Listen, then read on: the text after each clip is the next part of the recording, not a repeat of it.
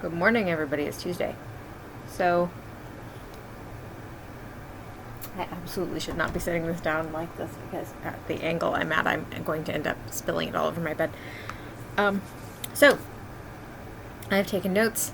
Unfortunately, I had to get up and move around and do things with cats and stuff in between making the notes and now sitting down to do this. I wasn't gone for a long time or anything, but there was a mental break there in between the notes and now. So we'll see how that goes. Sometimes that is bad, but we'll try. So I have responses. Nella, I too loved your snippets of a Monday video. It was really fun to watch. I was glad to see Mickey on the balcony. I see that he has acquired a different chair with legs. I find that pretty much anywhere that I sit is where the cats will then want to sit. I have had to like move around this room a lot. Also I find that like any like sort of cushion or like pillow that I have, the cats immediately take away from me. I had like a gel cushion for the like my desk chair kind of thing because it was just a wooden chair, and so I got this like gel pad thing, and I ended up having to get a second one because the cats would not get out of the chair and I had to like have somewhere to sit. So yeah, it's a problem. Also, like I have a set of pillows that go down at the foot of my bed that are referred to as the cat pillows because they used to be my pillows, but not anymore. I had to get them like their own set. They got the old ones and I just got a new set of pillows so that I could have pillows as well because some of us need that. I don't know if you can hear that sound. It might not be showing up in the audio, but like if you can hear a sort of scratching noise, it's because I shut the door so the cats would not keep going in and out, and they want in very badly. But I'm going to try to get through the video before I get up and let them in. I mean, I have some of them in here already. Oh no, they're beginning to thump now. That's bad. Okay, so I will go on. What am I going on with? Phoebe was talking too about how cats always like a cardboard box or like whatever random thing you have that is not the expensive toy you bought. And yes, that is certainly true. And like Polly has what we call her crow's nest because we have this like weird conceit that Polly is a pirate. There's a whole like a backstory situation there, kind of, but it would take too long for this particular video to explain. But we have this whole thing about how Polly is a pirate, and so we have this thing that we call her crow's nest that is actually like it's a cardboard box with stuff in it that is stood up on its end, and it's been like this for so long that I no longer even know what is in the box that is stood up on the end. It's something like heavy. I don't know what's in there.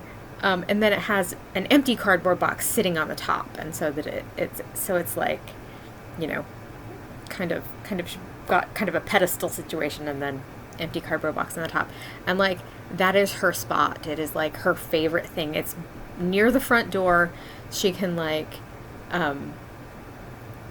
get on the buffet where she is not supposed to be, but we have kind of given up arguing about it.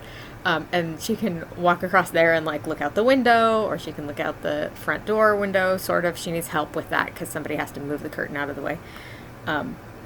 So she's just thrilled about the entire thing. And then it's right because of where it is. It's like in like the place where everybody has to walk through to get basically anywhere in the house, and she just thinks it's like the most wonderful thing because then she can like watch everyone. She can keep an eye on everyone and boss them around and yell at them all the time, and she's just like, it's the greatest thing. So yeah, I mean, cardboard box. It's very it's been very successful. Really very successful with all the cats in general, but nobody is really allowed to sit in Polly's crow's nest. If the other cats want a cardboard box, they have to have their own.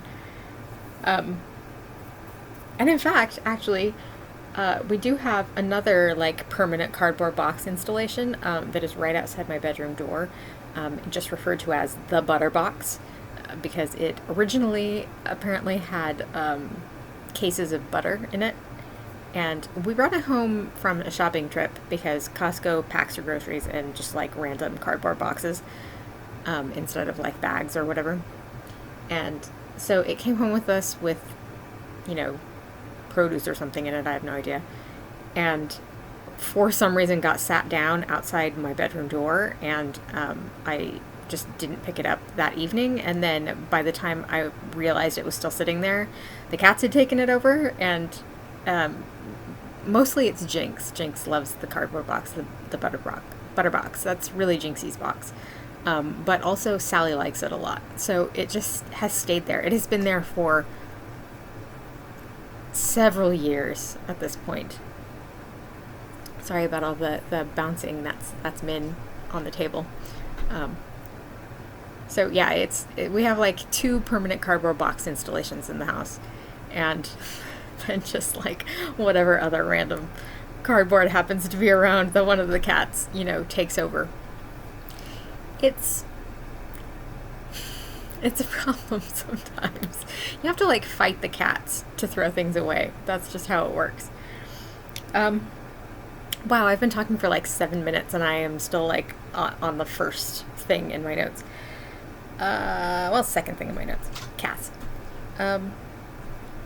I really enjoyed the entirety of the video. Like I really liked like getting to see like the scenery and stuff, because that's not only neat because like we get to see where you are, but like also because it's very different from what the scenery looks like around here. Extremely different, obviously. I have often thought about like sort of taking you guys around town, and I just never have, partly because there's just not really anything to show you, but also because like everything, I mean, I don't know, I guess everything doesn't look the same, but if I try to think about like what I would do if I were going to take everybody around, you know, if I were going to take video for the channel to just make like a walking tour of where I live, I don't know what I would do. There's just nothing like to look at really.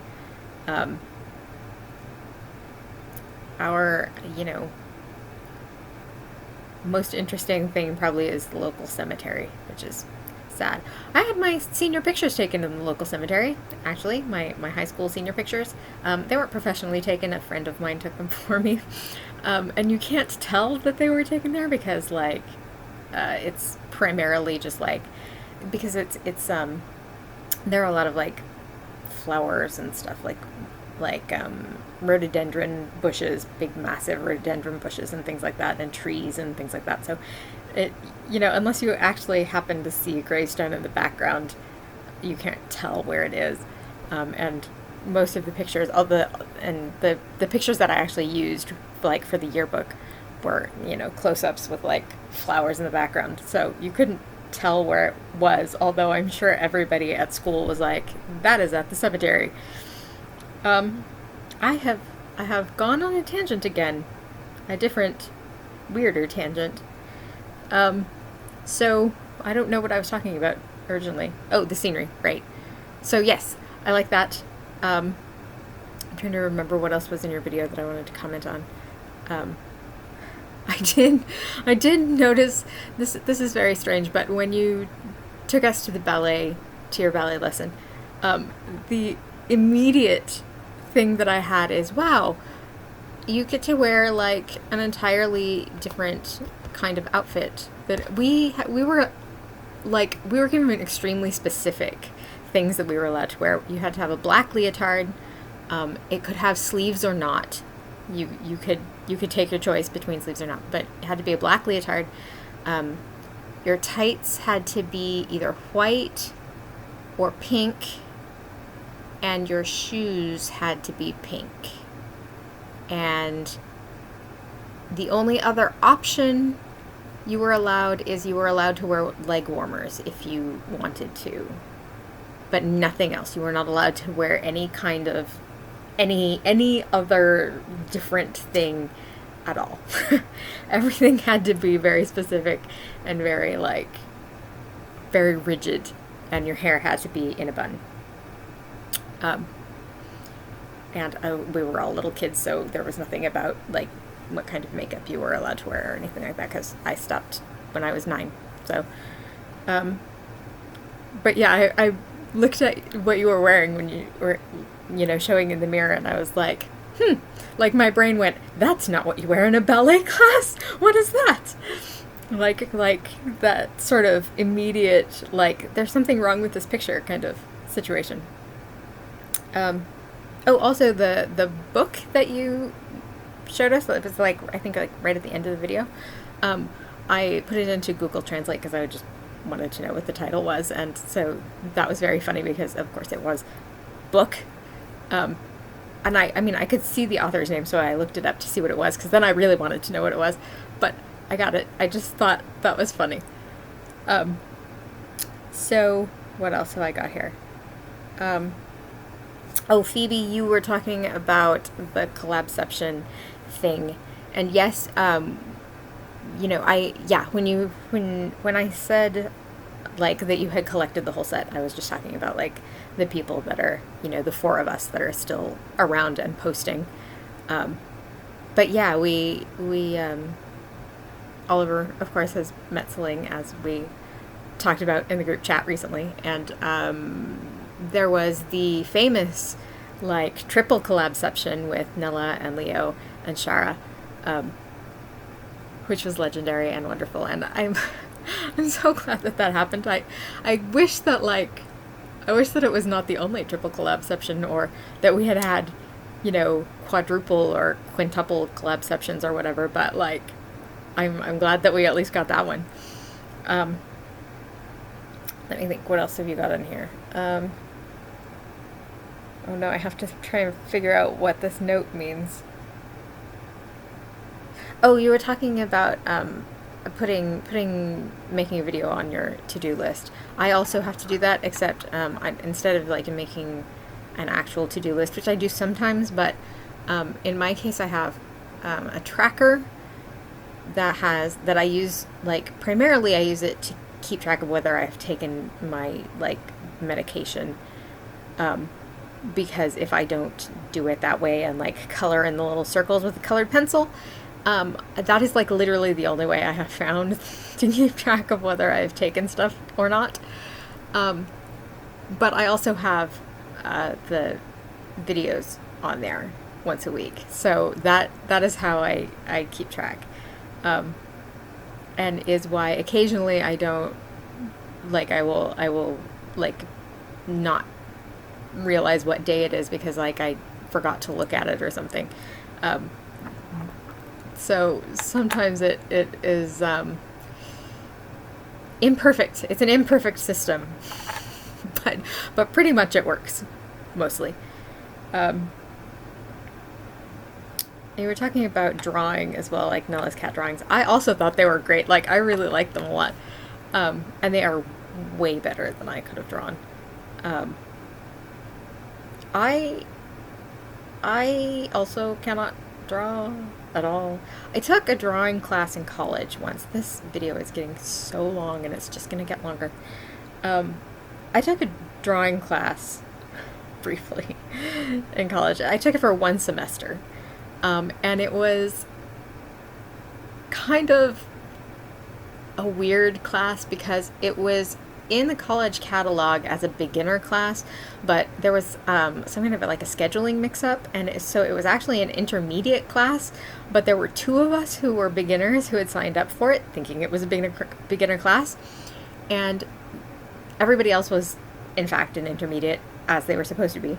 And so because it was a scheduling error situation, he didn't want to kick us out of the class because it wasn't it was our fault.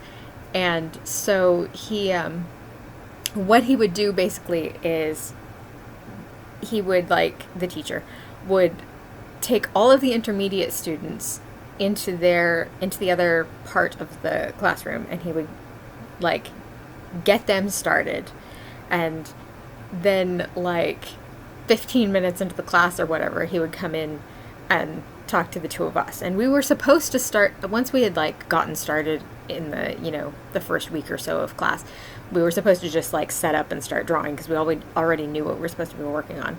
And then he would just come in, like, wander in, like, 15 or 20 minutes into class and talk to us, and then wander back into the other room. And then that might be the only time we saw him. We had a textbook, Drawing on the Right Side of the Brain by Betty something. I can't remember what her last name was.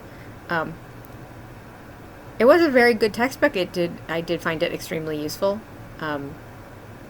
in just, like, learning how to see something that I wanted to draw.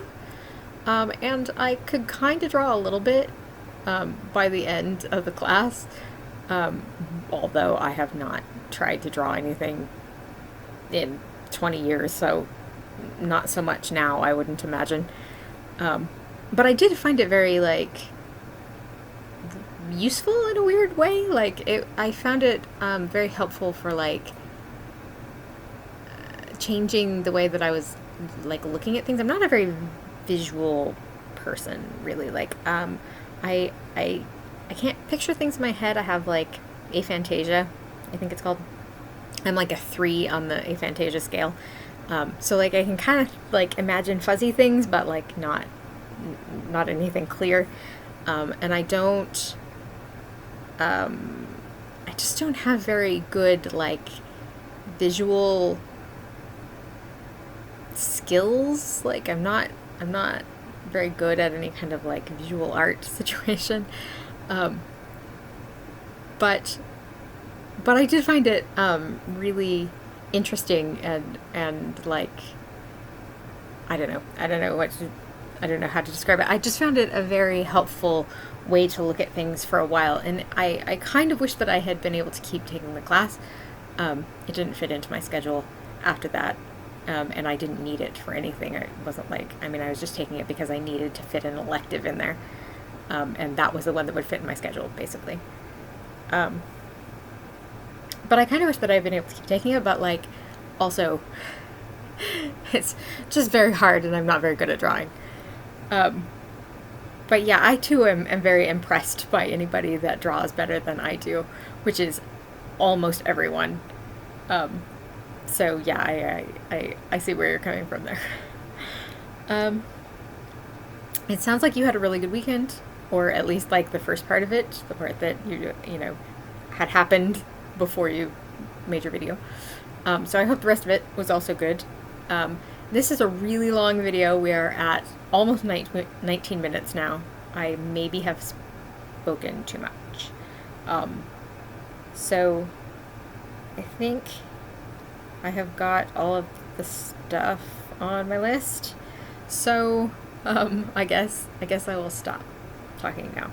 I love you all very much, and I hope that you all had a good weekend and are having a good week, and I will see you next week, and hopefully also we will manage to get another video call in here somewhere. So let us plan that. So okay, I will see you soon then. I love you all. Don't forget to be awesome.